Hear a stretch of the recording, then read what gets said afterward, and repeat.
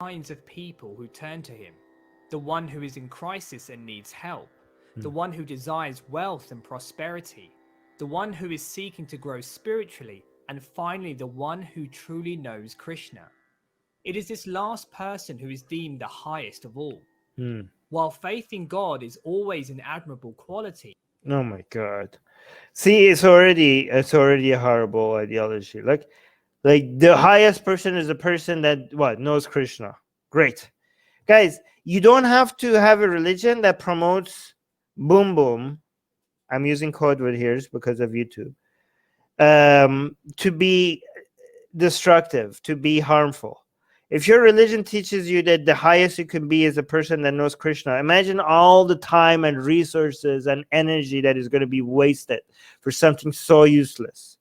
And if you think the faith in God is something that is always admirable, yeah, sure.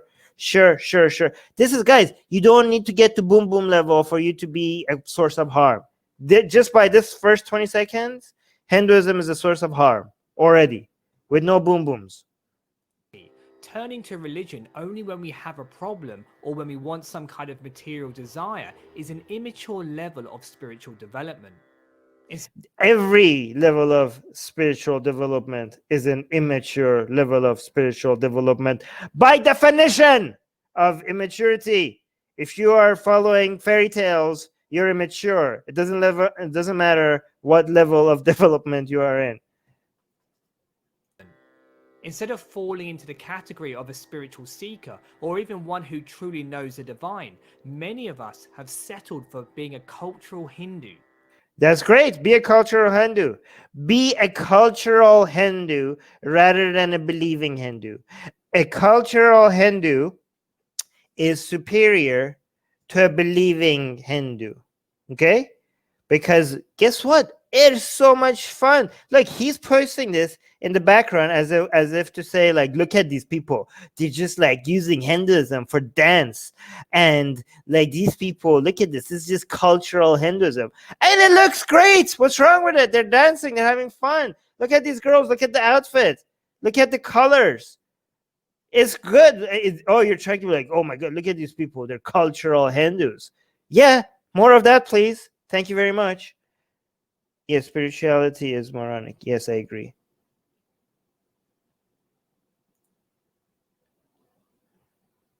Have settled for being a cultural Hindu. We are happy to... I want to be a cultural Hindu. Can I be a cultural Hindu? I want to be a cultural Hindu just to show people how you could be full-on atheistic and yet culturally anything you want.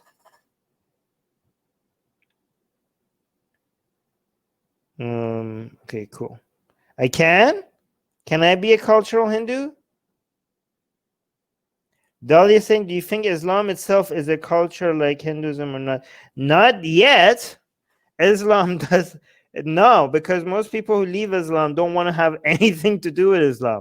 But maybe we can secularize Islam.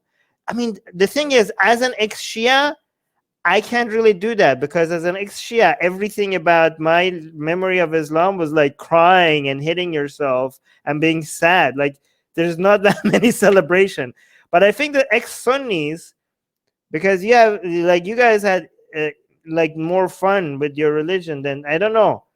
I mean, not all of you, but some of you at least had some celebrations. Shias, it's just like every single like Ramadan had food in it, so that was something. But everything else was about wearing black and just like yo, and just like blood and just like stabbing yourself and hitting yourself with a chain and just crying, constantly pretending. Look at this. Look at these people smiling. Okay, this is like Hindu celebration. Okay, our religious ceremonies required who can cry the hardest. Who can cry the hardest? Show how great you are for crying so hard for Ali or Hussein. Just cry. Like, that's what we do, right? You have to show that you're the saddest person. The saddest person wins. Okay? How could you I don't know what to do with that. How could we secularize that and turn that into something fun that is, I don't know. Maybe the ex-Sunnis have better chance than the ex-Shias. Just secularize it. I know the ex-Muslims in United States, they had a haram version of Eid. So they had the Eid celebration and everything, but they made sure everything that they ate was somehow haram. I don't know. They had alcohol or pork or something. I don't know. There must be a bit more clever way of doing this. What? Here's the thing, Dali. Islam doesn't have. Islam obviously have Islamic culture, but Islamic culture is just depressing. When it comes to traditions, however, Islamic culture is beautiful when it comes to architecture and calligraphy and Islamic art and Sufi dancing. I mean, Sufi belief is just really, really dangerous and harmful. But they do they're pleasant to look at. And the zikr, the Sufis doing the zikr, that's very I don't know. That's nice. I mean, I was listening to it. I was like, "Oof!" I feel like I'm getting a high out of just listening to this, right? So I get it. I get that. What else is there? What else is there that we could secularize from Islam? There's not that much, is there? I mean, the mosques, some of them are really pretty, but we need like traditions that we could secularize. You know what we can do? We can make blasphemous Islamic arts. That's how you secularize. There we go. We're making Islamic tradition here, right here at the Atheist Republic. That is saying Sufis are amazing. Sufism is actually one of the most dangerous Islamic ideas, right? People think like, oh yeah, Sufism is better than Salafism. Wrong.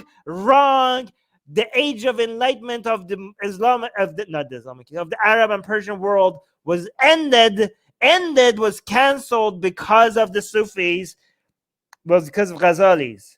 But yes, anyways, yes, good point. Islamic architecture is fantastic. Yeah, but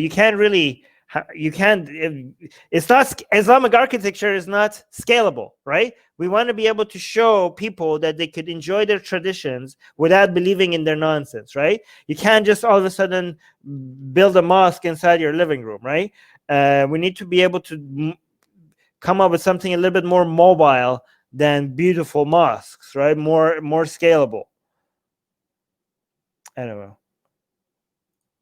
Arabic calligraphy is overrated. I don't know. I think it's pretty. I like it. Anyways, I think it looks pretty. There needs to be something else. Like, again, here's what I know. It's not. I think, like, if you look at Christmas, the secularized versions of their traditions when it comes to of Christianity, like Easter and Christmas, is just the fun. It's just the funnest. They have the most fun, and then the Hindus, and they all have fun. They all have a lot of fun. Islam doesn't have. I think it's capitalism. Okay, I think it's when it's not that.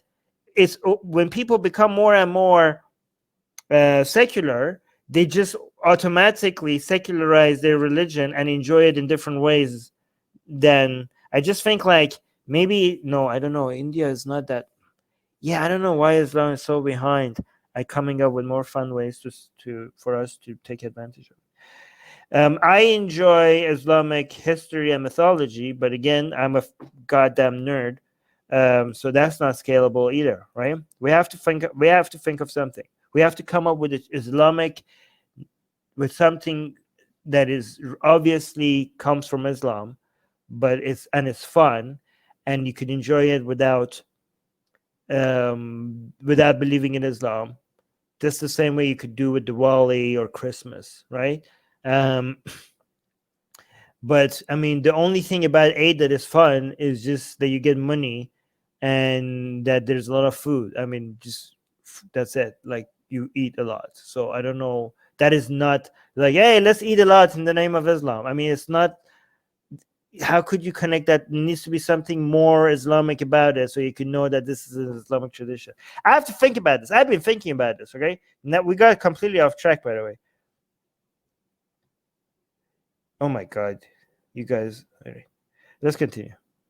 party and light lamps during Diwali. Look, this guy is like anti-fun. This YouTuber is anti-fun. Look at them. Look what he's saying. Like they're having parties and they're just having fun. That's not good. We need to get to the not. Hindu. We are happy to party and light lamps during Diwali or to dance at Garba events. We are eager to go to the temple during exam time or when we are searching for a partner. But rarely do we spend time contemplating on the reason why we exist. You're not going to find that in Hinduism. It is natural and normal to want a materially successful life. But at the same time, as a Hindu, we should remember the bigger questions upon which our tradition is founded on. What? We have to remember the bigger questions. Yeah, and that doesn't matter. So at the same time, as a Hindu, we should remember the bigger questions. Yeah, you could enjoy the history of it as long as you don't take it seriously. You could think about what this religion was trying to answer and enjoy the history of it and acknowledge that it failed miserably in answering them. Remember the bigger questions upon which our tradition is founded on. The Vedas, Gita, and numerous other texts all declare that we are spiritual beings who have entered this world for a reason. That's very interesting, but citation needed? Just because the Gita said it, that doesn't make it true?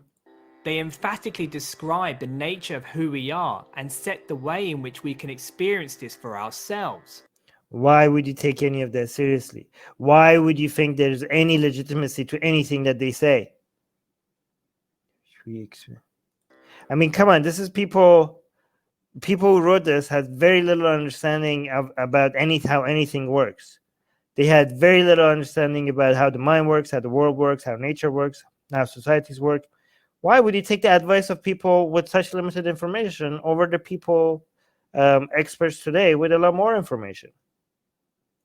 The question. Hold on, let me see.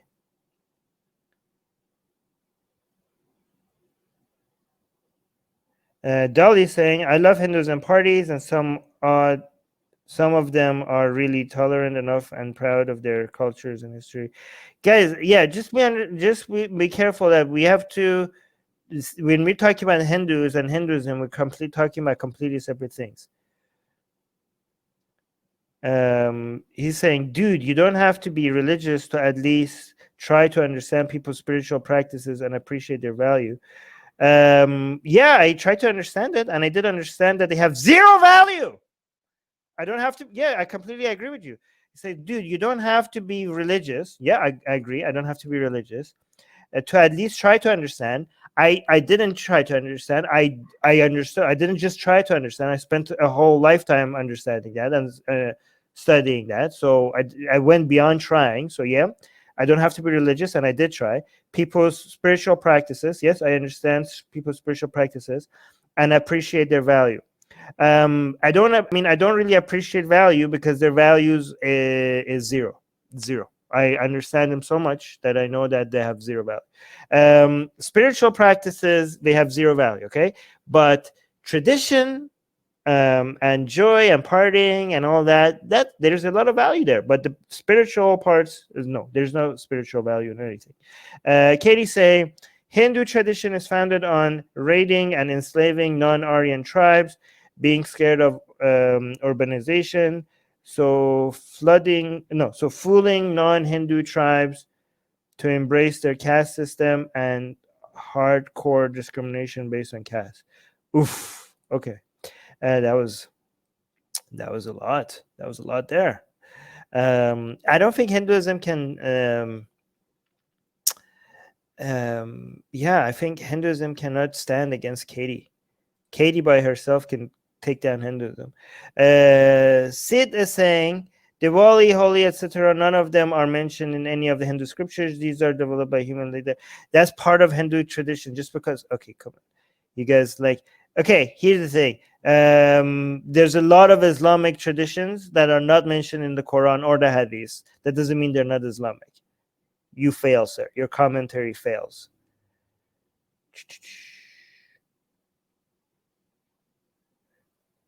Oof, look at this guy.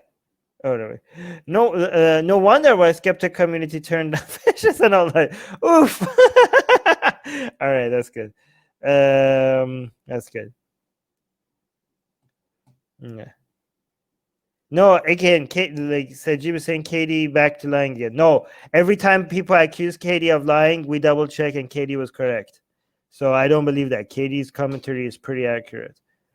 And also subscribe to our newsletter, because if we get removed from all these platforms, at least we could reach out to you. And guys, by the way, if you subscribe to our newsletter, you get a free copy.